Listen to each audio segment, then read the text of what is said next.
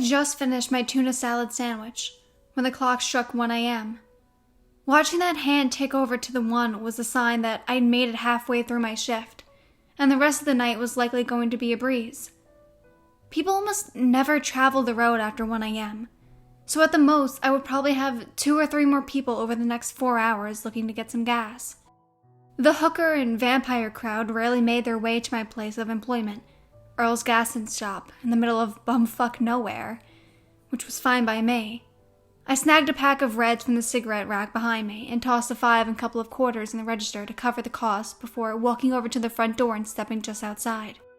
The cool night air hit and sent a chill up my spine and the base of my neck. Just above me the neon sign hummed, interrupted by only the occasional pop. I looked up at it while it cast its dim red and blue glows down on my face. Earl's gas and stop. The O and the 2 apostrophes long dead.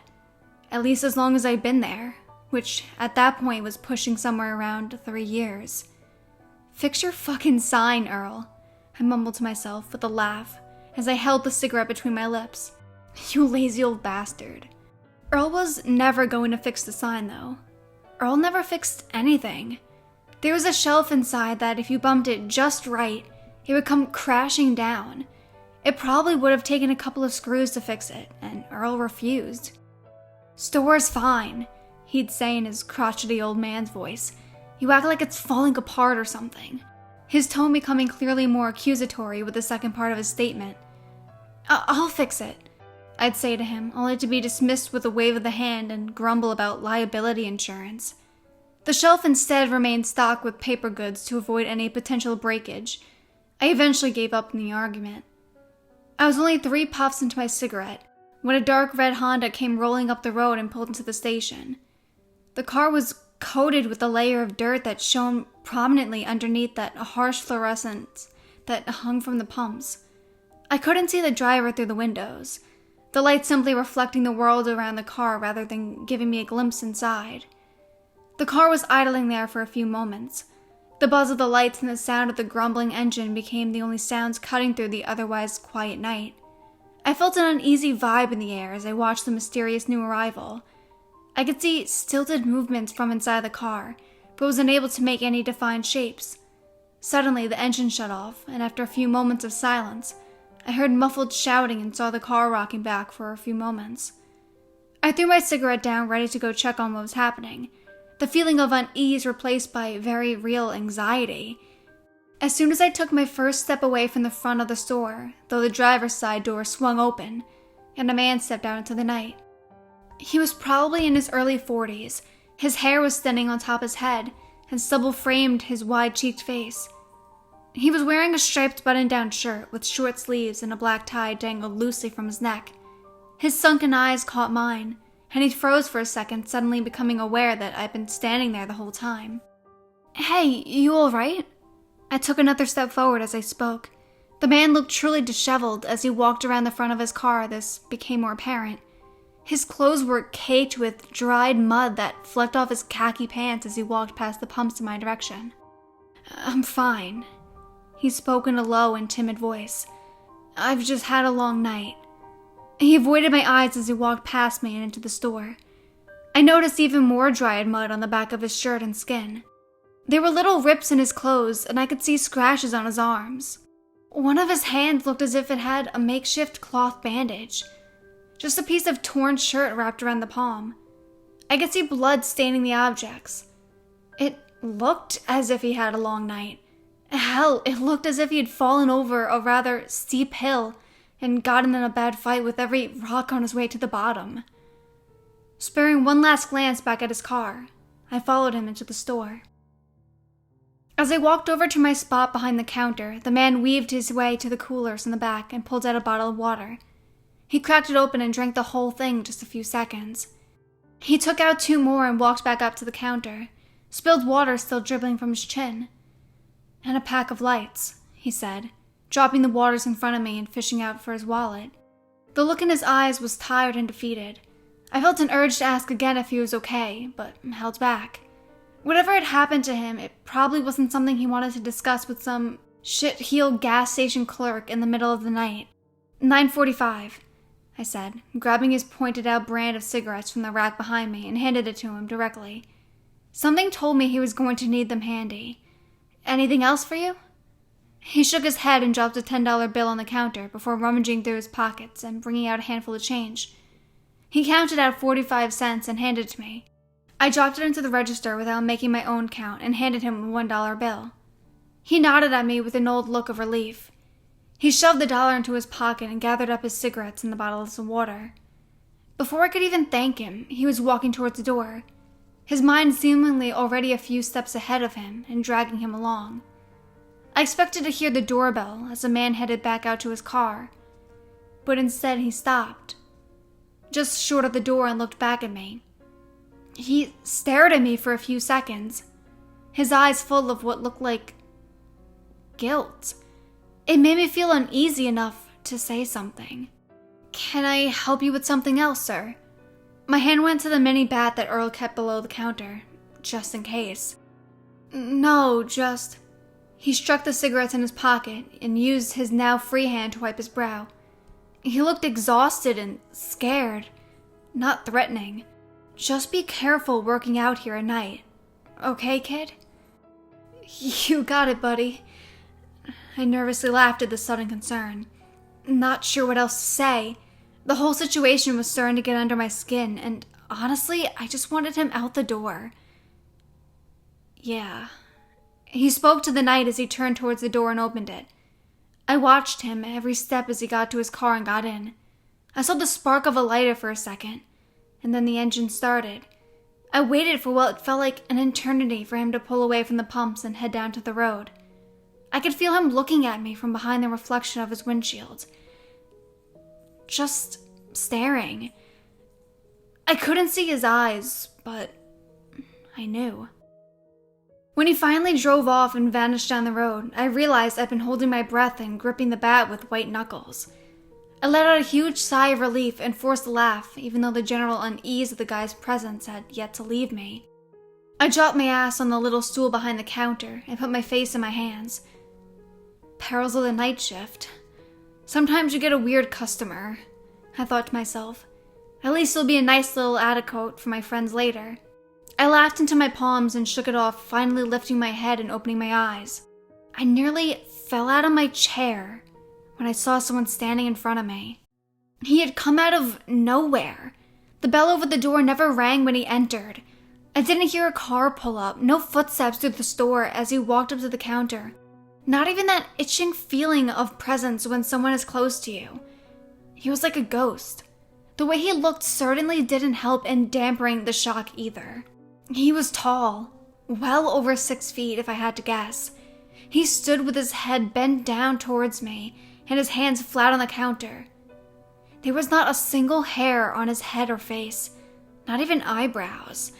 I could see the fluorescent lights reflect off his cue ball-like skull. His skin was pale and veiny, just on the verge of looking translucent. It looked as if you had stuck him under a black light. He would glow. He was dressed in a black turtleneck and dressed black pants.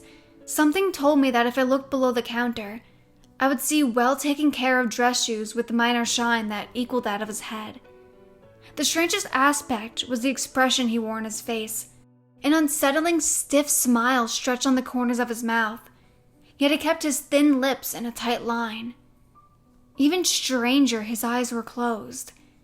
Yet his head tracked as I got up from the stool and kept away from the counter far enough that I could feel the price boards for the cigarettes against my back. "Can I help you?" My voice cracked as I spoke, and my eyes flickered to the front windows. No car was out by the pumps, which just tracked with every other element this freak's sudden appearance. I tried to tell myself that he was just part of the late-night hooker and vampire crowd, out for a stroll. At nearly 2 a.m., a minimum of 10 miles from anything in either direction.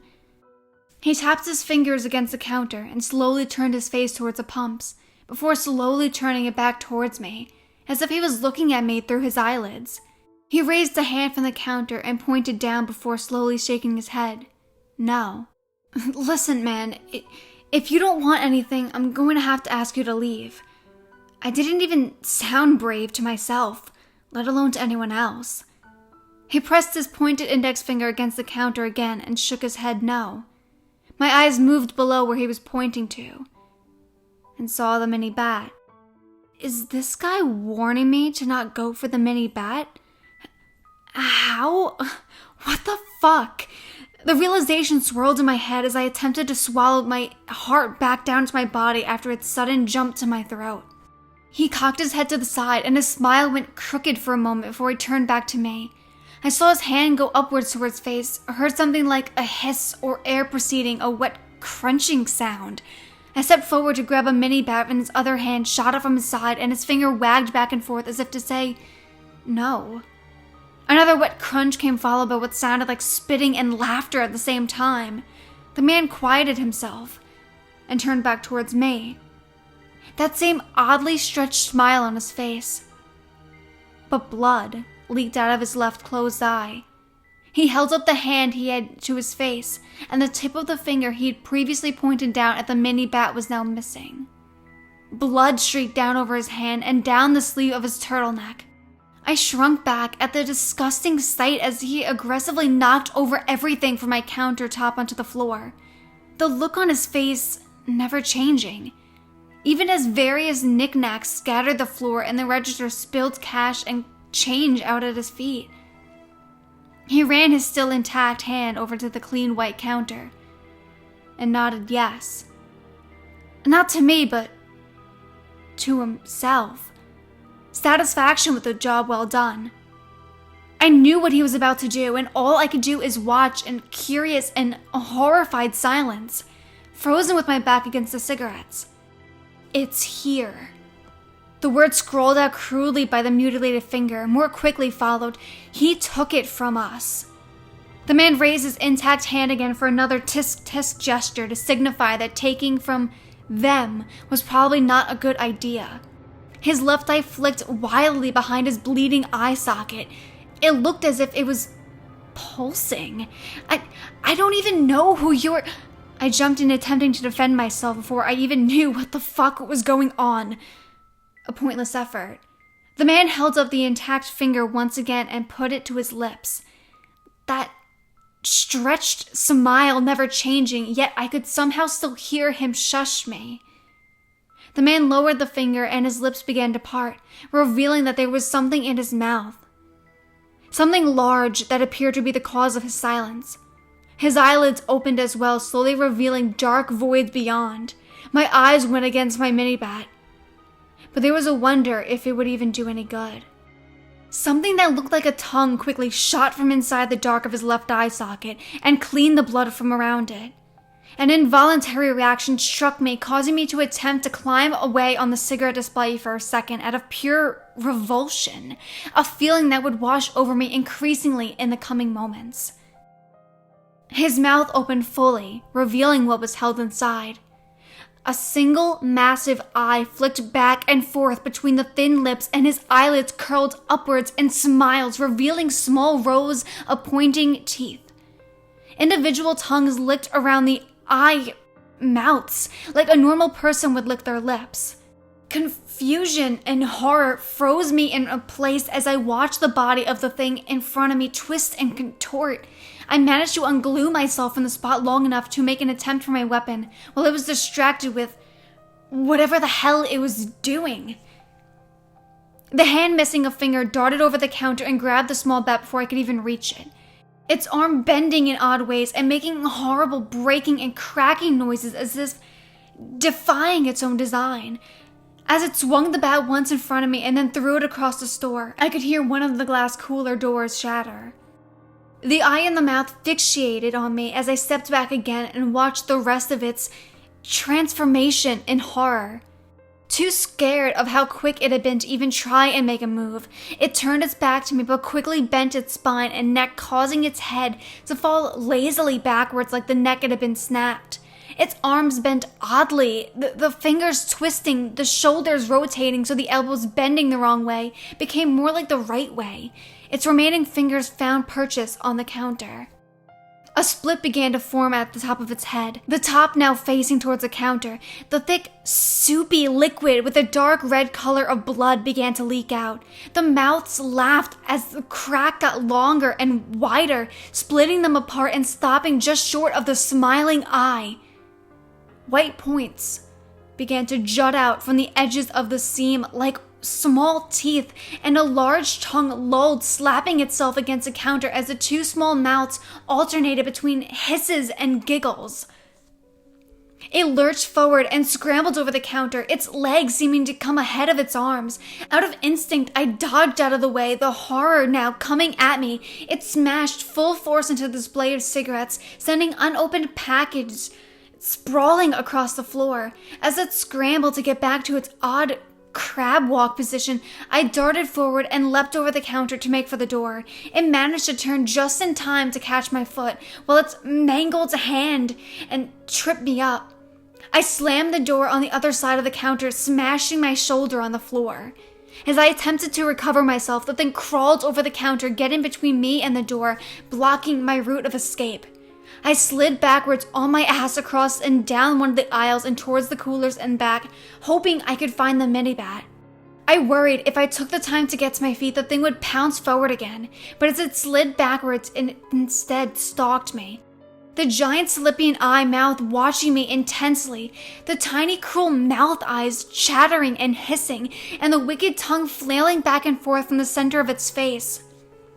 It jumped up on the shelves, crawling across them like an insect, keeping a slow pace with me as my back moved ever steadily towards the cooler behind me, filled with tall boys and malt liquor. I could hear it laughing. It was toying with me, relishing in my fear as it defied logic with its movements and existence in general. I slid out of the aisle to see the broken cooler, soda spilling all over the floor, and the mini bat laying among them. It was a few aisles away, and I knew I was going to need them to get to my feet to make it over there. I looked back to the thing as it moved towards me, still crawling over the shelves like a spider moving through its web towards a fly. Suddenly, its hand gripped a shelf I knew very well, a shelf filled with paper towels and plates because it couldn't hold much weight. As it shifted its weight, the shelf came free, and the creature, which had been displaying a disturbing grace, suddenly fell sprawling on the floor with the contents of the shelf spilling down on its deformed body. I sprung to my feet without thinking and tipped the whole damn shelf unit over on it as it attempted to flail itself back to its feet. The heavy unit came down with a thud on its body, trapping it. I could hear it screaming as its tiny mouth shouted what sounded like curses in some language I couldn't understand. It pushed itself up against the weight, now pinning its body to the floor. I dove towards the mini-bat and snatched it up from the pool of soda. The thing had pulled its body halfway free as I ran back over to it and brought the tiny Mountain Dew-soaked club down on its arm. It howled in what I could hope was more pain than anger and reached out for my leg. I stepped back and brought the bat down repeatedly, 2 more times on its arms and then 2 more times on its hideous head. The seam widened, and more of that vicious blood-like liquid leaked out onto the floor. I could see tiny teeth fly out of the small mouth eyes, and the skull cracked. Finally, with one more brutal blow, the eye mouth popped like a balloon, and pus-like liquid squirted out over the floor and mingled with the soda dripping from the bat and the oil like blood. The thing fell still. I poked it a couple times with the bat, wondering if I should hit it again or just run out of that store. It didn't move, and judging from the chunks of brain matter and skull scattered over the floor, I decided it was dead. I stepped over its body and around the knocked-over shelves on my way to the counter. I needed to call somebody. The police, maybe? What would I even say? It was as I crossed in front of the store's front windows that I noticed them, standing beneath the harsh neons of the sign outside and backlit by the fluorescence that hung over the pump. There was at least a dozen of them standing perfectly still like statues outside, the lights gleaming off their bald heads. Each of them was dressed the same as the thing I had just killed. Their eyes were closed, and their pale, thin lips were pulled tightly closed into half smiles. The closest one stepped forward and opened the door, and the rest followed closely behind him. I gripped the mini bat tightly in my fist, feeling the blood of the one I killed drip down over my knuckles as I backed away.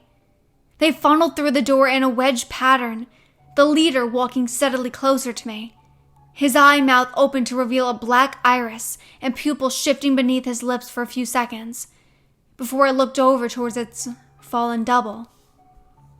I backed away, my feet kicking change and bills from the falling cash register out of my way as I moved. The thing kept pace. The other ones behind it were now opening their eyes, and their small mouths began to whisper and laugh. "Come on, then!" I found myself screaming at them, now so certain I was going to die that some kind of bizarre calm that replaced my fear was now translating to bravery. Two of them broke off from the back and walked towards the fallen one to lift the shells off its body. The ones still approaching me began to split from top of their heads, their seams opening to reveal their long, pointed tongues. The one in the back began to twist and contort in their more unnatural spider-like forms as the leader walked past the change at his feet. Suddenly, it raised a hand, and they all snapped back into their mock human forms in an instant, as if their transformation was on a rubber band that had been pulled back into place. I stood there, holding the bat out in front of me, as if it would keep them from lunging forward and tearing me into shreds. They did not leap forward, though. They stopped dead in their tracks, in fact.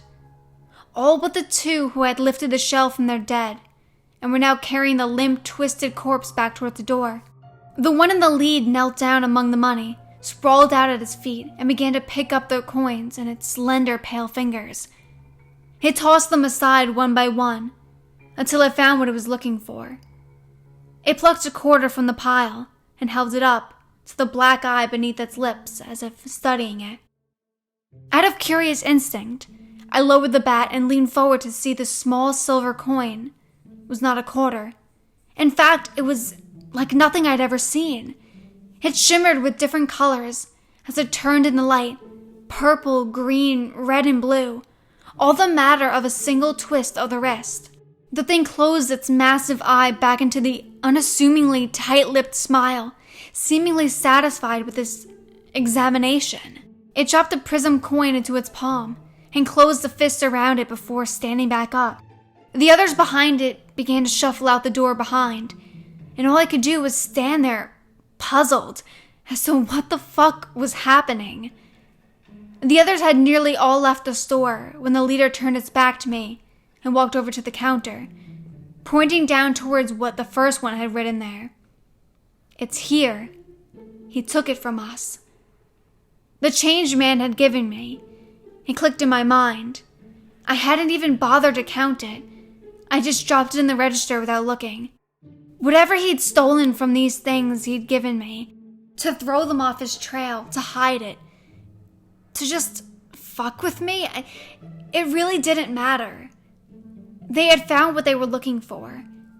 It pointed its other finger towards the mess from where I killed the first one that arrived, and I could see it shake its head, yes, in approval. It set the coin on the table for a moment, and without turning to face me, it gave me a slow, soft round of applause. The thing was clapping for me because I'd killed one of its kind. It picked the coin back up and walked out of the door, joining the others. I stood there, confused and terrified as I watched the bald, twisted creatures walk out past the edge of the gas station. Lights and into darkness. I stood there then, and long after.